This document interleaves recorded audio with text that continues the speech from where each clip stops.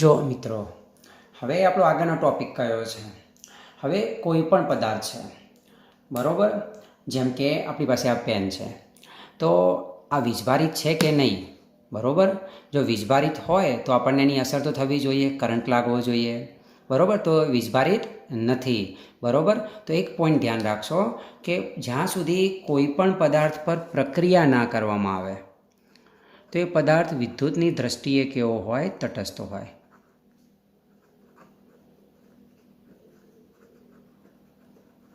બરાબર, આ પોઈન્ટ ધ્યાન રાખશો.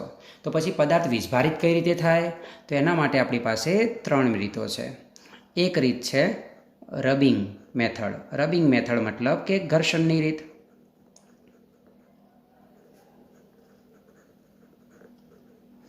બરાબર.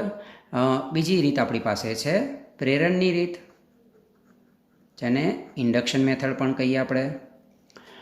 અને ત્રીજી આપણી પાસે કઈ છે? તો ત્રીજી છે સંપર્કની રીત, જેને આપણે કન્ડક્શન મેથડ પણ કહીએ છીએ. બરાબર. તો વીજભારિત કરવાની 3 રીત: રબિંગ રીત, ઘર્ષણની રીત અને રબિંગની રીત, પ્રેરણની રીત અને સંપર્કની રીત. બરાબર મિત્રો. જો હવે આ પેન છે, હું તમને એક એક્ઝામ્પલ આપું છું, અથવા તમે આ ઇલ્યુસ્ટ્રેશન્સ ઘરેથી પ્રેક્ટિસ કરજો. ધારો કે તમારી પાસે કોઈ પ્લાસ્ટિકની પેન કે પ્લાસ્ટિકની ફૂટપટ્ટી અથવા કાચનો કોઈ સળિયો, એવી કોઈ વસ્તુ છે, એના કાગળના ટુકડા આગળ લાવીને મૂકજો, તો કોઈ ઘટના જોવા નહીં મળે. પણ તમે એ પ્લાસ્ટિકનો સળિયો કે ફૂટપટ્ટીને કોઈ કપડાં સાથે બરાબર ઘસો, અને ઘસ્યા બાદ છે ને એને કાગળના ટુકડા આગળ લાવીને મૂકજો, એને ફટાફટ ખેંચી લેશે. બરાબર મિત્રો. તો આ છે એવું કઈ રીતે થયું, એવું કેમ થયું? તો એ વીજભારની આપ લે થઈ, જેના કારણે પદાર્થ વીજભારિત થયો. અને વીજભાર થાય તો એ કાં તો બળ લગાડશે, આકર્ષી બળ અથવા તો અપાકર્ષી બળ. વિદ્યાર્થી મિત્રો, અહીંયા તમને એક હિન્ટ આપું છું. હિન્ટ કહો કે તમે એને, બરાબર છે, MCQ માટેના ટૂંકા પ્રશ્નો પૂછાતા હોય છે. તો એક મારા ધ્યાનમાં આવેલી શ્રેણી છે, એ શ્રેણીને હું કહું છું સ્થિત વિદ્યુત શ્રેણી.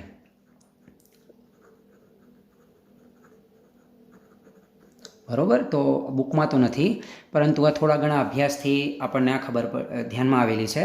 તો આ સ્થિત વિદ્યુત શ્રેણી એટલે, બરાબર છે, એની અંદર કોણ કોણ રહેશે? તો ગ્લાસ, ફ્લેમર, ઊન, સિલ્ક, મેટલ, રબર,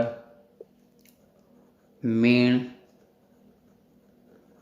પ્લાસ્ટિક અને સલ્ફર. જો વિદ્યાર્થી મિત્રો, આ શું લખ્યું? આનાથી તમને શું ખબર પડે? જુઓ, આમાંથી તમે કોઈ પણ 2 પદાર્થની પેર લો, મતલબ કે જોડકું લો, તો કયો એમને ઘસવાથી, એકબીજા સાથે ઘસવાથી કોણ ધન વીજભારિત બને છે અને કોણ ઋણ વીજભારિત બને છે? બરાબર. તો એ ધ્યાન રાખશો. તો એટલું યાદ રાખો કે જોડની અંદર ઉપર રહેલો પદાર્થ એ કેવો રહેશે? ધન વીજભારિત. અને નીચે રહેલો પદાર્થ એ કેવો રહેશે? ઋણ વીજભારિત.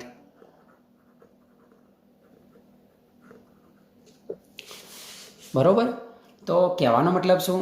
કે જો આ ઊન અને સિલ્ક, હું બંનેની પેર લઈ લઉં, બરાબર. આ બંનેને એકબીજા સાથે ઘસું તો કોણ ધન વીજભારિત બને અને કોણ ઋણ વીજભારિત બને? તો જોઈ શકો કે આ બંને પેરમાં ઉપર કોણ છે? ઊન. તો આ કેવું બનશે? ધન વીજભારિત. આ કેવું બનશે? ઋણ વીજભારિત. એનો મતલબ એવો તો નથી કે ઊન હંમેશા ધન અને સિલ્ક હંમેશા ઋણ જ રહે. ફોર એક્ઝામ્પલ જુઓ, સિલ્ક અને મેટલની પેર લઉં તો સિલ્ક હવે ક્યાં આવી ગયું? ઉપર. તો સિલ્ક કેવું બનશે? ધન વીજભારિત. મેટલ કેવું બનશે? ઋણ વીજભારિત. આઈડિયા આવી રહ્યો છે ને? તો આ શ્રેણીની અંદર જો સૌથી ઉપર કોણ છે? ગ્લાસ. તો ગ્લાસને તમે કોઈ પણ પદાર્થ સાથે ઘસો ને તો એ પેરમાં એ ઉપર જ રહે. તો એનો મતલબ ગ્લાસ હંમેશા કેવો રહેશે? ધન વીજભારિત. એ જ રીતે સલ્ફર, એ હંમેશા પેરમાં કેવું રહેશે? નીચે. પણ મિત્રો, સલ્ફર નથી હોતું, મોટે ભાગે ગ્લાસ અને પ્લાસ્ટિક હોય છે. એટલે આપણે સલ્ફરને હાલ ભૂલી જાઓ, પ્લાસ્ટિકને નીચે રાખો, બરાબર છે. તો પ્લાસ્ટિક, આ પેરમાં પ્લાસ્ટિક સૌથી નીચે રહેશે. એનો મતલબ કોઈ પણ સાથે ઘર્ષણમાં પ્લાસ્ટિક કેવું બનશે? ઋણ વીજભારિત બનશે. ઠીક છે. જો યાદ ન રહે તો કોઈ ચિંતા નહીં, કારણ કે આવા પ્રશ્ન આવતા નથી, પણ આ આપણે શું થોડું ધ્યાનમાં હોય તો સારું, બરાબર છે. હવે આપણે જઈએ છીએ બીજી રીત પર, અને બીજી રીત એટલે કઈ? પ્રેરણની રીત, એટલે કે ઇન્ડક્શન મેથડ. હવે પ્રેરણ એટલે શું, બરાબર છે? તો આપણે એ સમજીએ. તો પ્રેરણની અંદર જો, ધારો કે મારી પાસે આ એક ધાતુનો તટસ્થ ગોળો છે, બરાબર. મેં અંદર કોઈ વીજભાર નથી બતાવ્યા. એનો મતલબ શું છે? એનો મતલબ એ છે કે આ ગોળો તટસ્થ છે. Number of proton is equal to number of electron, બરાબર છે. આ ગોળાને મારે ધન વીજભારિત બનાવવો છે. તો શું કરાય? જુઓ, આ જે ગોળો છે એ ગોળાની બાજુમાં હું પ્લાસ્ટિકને કોઈ પણ પદાર્થ સાથે ઘર્ષણ કરીને લાવીશ. તો ક્લિયર છે કે જો પ્લાસ્ટિકને આપણે ઘર્ષણમાં લાવીશું તો પ્લાસ્ટિક હંમેશા કેવો રહેશે? ઋણ વીજભારિત રહેશે, બરાબર. તો એ ઋણ વીજભારિત પ્લાસ્ટિકનો સળિયો આપણે જ્યારે આ ધાતુના ગોળા પાસે લાવીએ છીએ તો એમાં રહેલા ધન અને ઋણ વીજભાર વ્યવસ્થિત ગોઠવાય, કારણ કે આ ઋણ છે આની અંદર રહેલા ધન વીજભારને પોતાની તરફ ખેંચી લેશે. એ જ રીતે ઋણ વીજભારને દૂર ધકેલી દેશે. મિત્રો, આ જે તમે જુઓ છો ને, આને કહેવાય પ્રેરણ. એટલે કે ધન વીજભાર અને ઋણ વીજભારની વ્યવસ્થિત ગોઠવણી. એક બાજુ ધન વીજભાર ગોઠવાય, બીજી બાજુ ઋણ વીજભાર ગોઠવાય, એને કહેવાય પ્રેરણ થયું કહેવાય, બરાબર મિત્રો. હવે જો, હજી બી આ તટસ્થ જ છે. આ ક્યારે વીજભારિત થશે? જ્યારે આ પ્લસ અને માઇનસ અનબેલેન્સ થશે, એમની સંખ્યા પ્લસ માઇનસ થશે ત્યારે. તો હવે આપણે ત્રીજા સ્ટેપ પર જઈએ. તો મારે આને ધન વીજભારિત કરવો છે, એનો મતલબ ઇલેક્ટ્રોન નીકાળવા છે. તો શું કરવામાં આવશે કે આપણે આ ગોળાને એક ધાતુના તાર સાથે જોડીને જમીનમાં ઘુસાડી દઈશું. આ જમીનમાં ઘુસાડવું એને શું બોલાય? અર્થિંગ. અર્થિંગ કરી દઈશું, અથવા તો શું કહીશું? ગ્રાઉન્ડ કર્યું કહેવાય. બીજું મિત્રો એ ધ્યાન રાખો કે અર્થિંગ આગળ વોલ્ટેજ કેવો હોય? તો અર્થિંગ આગળ વોલ્ટેજ લો હોય, કારણ કે એની સરફેસ ખૂબ વધારે હોય પૃથ્વીની, બરાબર છે. તો આ લો વોલ્ટેજ હોય અને આ કેવો વોલ્ટેજ હશે? હાઈ વોલ્ટેજ હશે.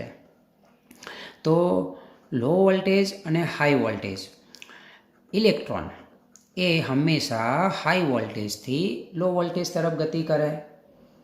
તો અહીંયા રહેલા જે ઇલેક્ટ્રોન છે એ હાઈથી લો તરફ જાય અને અહીંયાથી, એટલે કે આ તાર મારફતે જમીનમાં જતા રહે. તેથી આગળ શું થશે? તો આગળ આપણે જોઈ રહ્યા છીએ એમ કે આ ધાતુના ગોળાની અંદર ફક્ત કયા વીજભાર હાજર રહેશે? તો ફક્ત એની અંદર ધન વીજભાર હાજર રહેશે.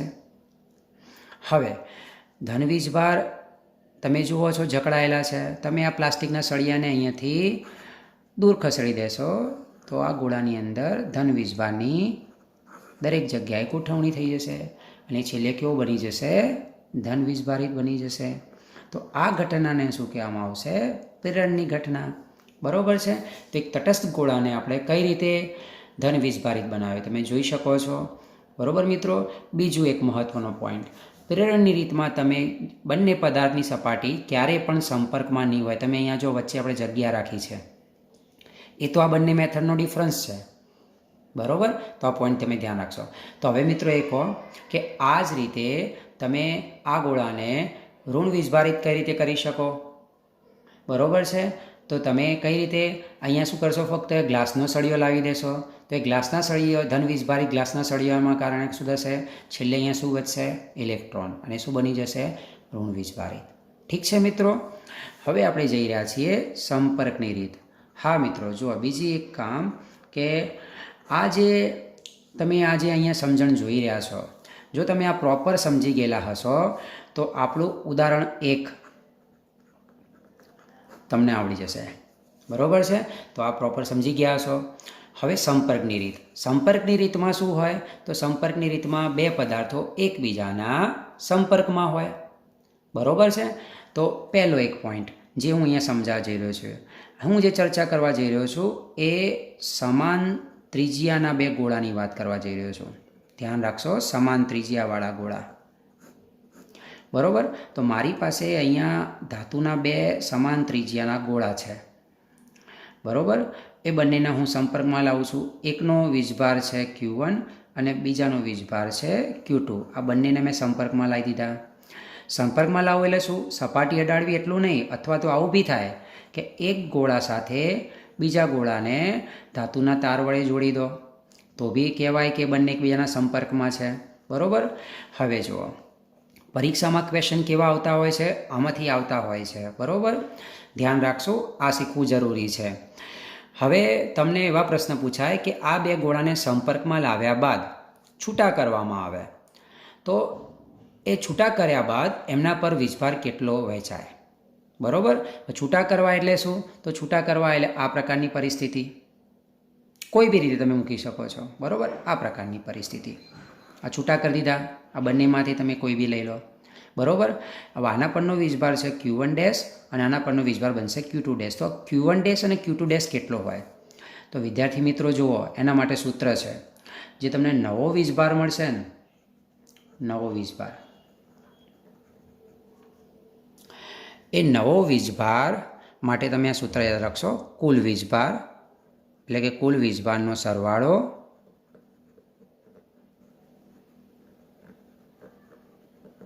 ભાગ્યા પદાર્થની સંખ્યા. બરાબર. તો અહીંયા કુલ વીજભાર કેટલો રહેશે? તો અહીંયા કુલ વીજભાર રહેશે, જેને આપણે કેપિટલ Q વડે દર્શાવીશું. તો કુલ વીજભાર કેટલો રહેશે? તો બંનેનો સરવાળો Q1 પ્લસ Q2. તો તમે અહીંયા જોઈ શકો કે Q1 ડેશ કેટલો રહેશે? તો Q1 ડેશ તમારી પાસે રહેશે Q1 પ્લસ Q2 અને કેટલા ગોળા છે? તો 2. એ જ રીતે Q2 ડેશ કેટલો રહેશે? તો એ પણ કેવો રહેશે? Q1 plus Q2 by 2. For example તરીકે જુઓ, મારી પાસે ધારો કે Q1 બરાબર છે 2 કુલમ અને Q2 બરાબર મારી પાસે 4 કુલમ છે. બરાબર. હવે હું ભેગા કરું તો ટોટલ Q મારી પાસે કેટલો થઈ જશે? તો ટોટલ Q મારી પાસે થઈ જશે 6 કુલમ. ક્લિયર? તો હવે આ સૂત્ર પર તમે જુઓ તો ટોટલ આ કેટલા થયા? 6. અને આ કેટલા રહેશે? 2. કુલ વીજભારનો સરવાળો 6 અને પદાર્થની સંખ્યા કેટલી છે? 2. તો આવા કેસની અંદર તમને Q1 ડેશ કેટલો મળશે? તો 6 ભાગ્યા 2 એટલે કે 3 કુલમ. Q2 ડેશ બી કેટલો મળશે? તો 6 ભાગ્યા 2 ભાગ્યા 3 કુલમ. ટૂંકમાં તમે અહીંયા જોઈ શકો છો કે આ શું બનશે? Q/2 Q/2. ટૂંકમાં વીજભાર કેવો હશે? ટોટલ હશે એના ભાગ્યા 2 થઈ જશે. જુઓ મિત્રો, બીજું એક એક્ઝામ્પલ બી સમજી લો. ધારો કે આ આપણી પાસે છે Q1 છે -2 કુલમ. Q1 આપણી પાસે કેવો છે? -2 કુલમ. અને Q2 આપણી પાસે કેવો છે? 4 કુલમ. તો ચલો, હવે Q તમારી પાસે કેટલો થશે? તો -2 કુલમ વત્તા 4 એટલે કેટલો વધશે? 2 કુલમ. તો હવે તમને Q1 ડેશ કેટલો મળશે? 2 ભાગ્યા 2 1 કુલમ. અને Q2 ડેશ તમને પણ કેટલો મળશે? 2 ભાગ્યા 2 બરાબર 1 કુલમ. બરાબર મિત્રો? ઓકે. જુઓ, આ છે ને, આ બધાને આવડે, આ પોઈન્ટ બધાને આવડશે. પણ હવે જે પોઈન્ટ સમજાવું છું એ તમે ધ્યાન રાખજો. અને એ પોઈન્ટની અંદર હા, તમારે સ્ક્રીનશોટ નીકાળવો હોય તો નીકાળી લેજો.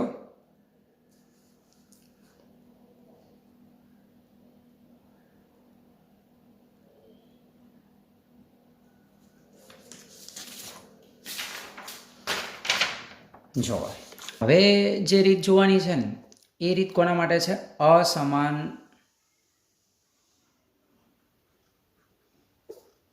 ત્રિજ્યા ધરાવતા ગોળા માટે. આગળ જોયું એ સમાન ત્રિજ્યા માટે હતું અને હવે આપણે જે જોઈ રહ્યા છીએ એ અસમાન ત્રિજ્યા માટે છે. બરાબર? તો એ જુઓ, એના માટે આપણી પાસે આ રીત છે કે ધારો કે આપણી પાસે એક ત્રિજ્યા R1 અને બીજો એક ગોળો છે જેની ત્રિજ્યા R2 છે. જોઈ શકો તમે, એક પરનો વીજભાર Q1 અને બીજા પરનો Q2 છે. તમે અહીં જોઈ શકો છો કે બંનેની ત્રિજ્યા અસમાન છે. આમને સંપર્ક કરાવ્યા બાદ જ્યારે છૂટા કરવામાં આવે ને ત્યારે એમનો વીજભાર કેટલો રહેશે? તો જુઓ, Q1 ડેશ અને Q2 ડેશ. બરાબર? બંનેમાં કોમન શું છે?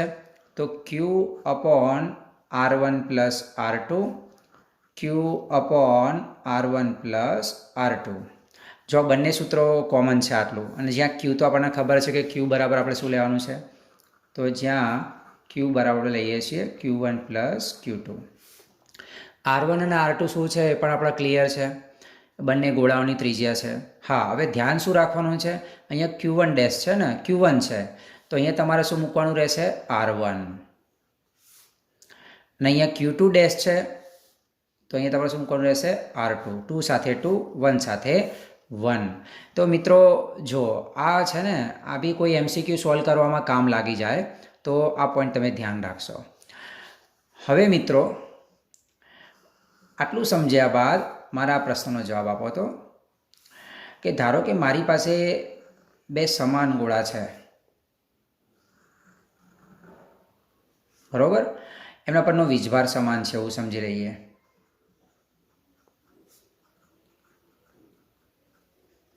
હવે જો હું આમને સંપર્કમાં લાવું, ગોળો 1 અને ગોળો 2, જો હું આમને સંપર્કમાં લાવું તો કયો વીજભાર એક ગોળામાંથી બીજા ગોળામાં જાય, અથવા તો બીજા ગોળામાંથી પહેલા ગોળામાં આવે? યાદ કરો, વાત થઈ ગઈ. પ્રોટોનનું દળ 1.67 ગુણ્યા 10⁻27, ઇલેક્ટ્રોનનું દળ 9.1 ગુણ્યા 10⁻31. બરોબર, તો હલકું કોણ છે? ઇલેક્ટ્રોન. તો જ્યારે બી બે પદાર્થો એકબીજાના સંપર્કમાં આવે ને, ત્યારે કયો વીજભાર ટ્રાન્સફર થશે? ઇલેક્ટ્રોન. બરોબર, તો અત્યારે આપણે ધારી લઈએ કે એકમાંથી બેમાં જાય, તો યાદ રાખશું આ પોઈન્ટ, બરોબર, કે પદાર્થ એકમાંથી પદાર્થ બેમાં કોણ નીકળી જશે? એક ઇલેક્ટ્રોન એકમાંથી બેમાં જશે. બરોબર, તો હવે તમને ખબર પડી ગઈ હશે કે કયો પદાર્થ ધન વીજભારિત થાય અને કયો પદાર્થ ઋણ વીજભારિત થાય. તો આમાં એક ઇલેક્ટ્રોન શું થઈ ગયો? ઘટી ગયો. આમાં એક ઇલેક્ટ્રોન શું થઈ ગયો? વધી ગયો. હવે અહીંયા જુઓ, પ્રોટોનની સંખ્યા 1, 2, 3, ઇલેક્ટ્રોનની સંખ્યા 2. જ્યારે અહીંયા જુઓ, ઇલેક્ટ્રોનની સંખ્યા કેટલી થઈ ગઈ? 1, 2, 3, 4, અને પ્રોટોનની 1, 2, 3. તો અહીંયા કોણ વધારે છે? પ્રોટોન. તો એનો મતલબ પદાર્થ એક કેવો થઈ જશે? તો પદાર્થ એક થઈ જશે ધન વીજભારિત, અને પદાર્થ 2 કેવો થઈ જશે? તો એ થઈ જશે ઋણ વીજભારિત. મિત્રો હવે જુઓ, બીજું એક સેન્ટેન્સ બી યાદ રાખી શકો છો, કે જેમાંથી ઇલેક્ટ્રોન નીકળે, જેમાંથી ઇલેક્ટ્રોન નીકળે તેવો પદાર્થ કેવો થશે? ધન વીજભારિત.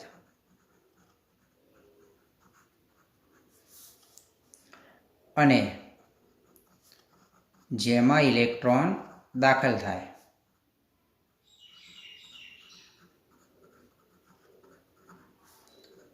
તેવો પદાર્થ કેવો બનશે? તો તેવો પદાર્થ બનશે ઋણ વીજભારિત.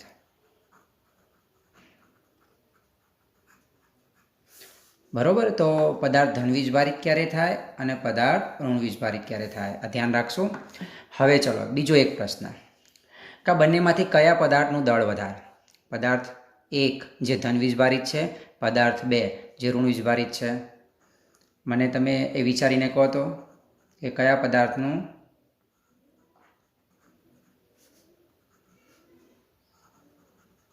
દળ વધારે છે?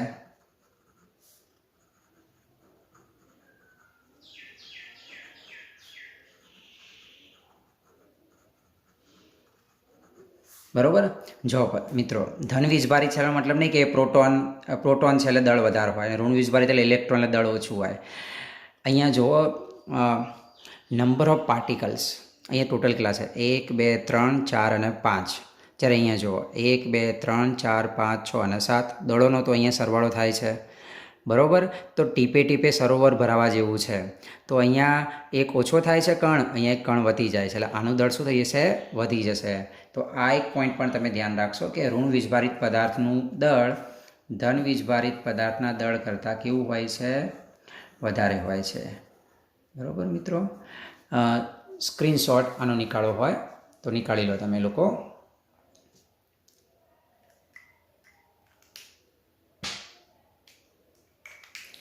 Stay home, stay safe.